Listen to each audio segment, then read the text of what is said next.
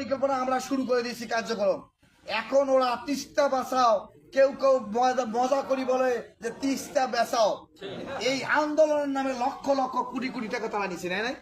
সেদিন বন্যা হলো, আলহাজ আনাউল ইসলাম রাজু বন্যার্থদের মধ্যে যেদিন চাল ডাল মোমবাতি দিয়াশলাই বিতরণ করে, সেদিন তারা এখানে আন্দোলন করে। আর যেটা পাশ হয়ে গেছে ফেব্রুয়ারি কার্যক্রম হবে লালমনিরহাটে, এই আর ডক্টর রেজওয়ানা সিদ্দিকী আসিফ বলে গেছে ফেব্রুয়ারিতে কাজ উদ্বোধন হবে। সকল রোয়িং করা শেষ, এখন এইটা বেনিফিশিয়ারি হওয়ার জন্য আমার তিস্তা বাঁচাও আন্দোলন। এর আগে যখন আপনি উপমন্ত্রী ছিলেন, আপনি যখন লালমনিরহাট থেকে ওই পাশে বাদ দিলেন, তখন আপনি এই যে দহগ্রাম থেকে এইটা দেখেন নাই? মানুষ কাজ উজান থেকে করে না, ভাটি থেকে করে। তা উনি হলেন ভাটির মন্ত্রী, উনি ভাটি থেকে শুরু করছে।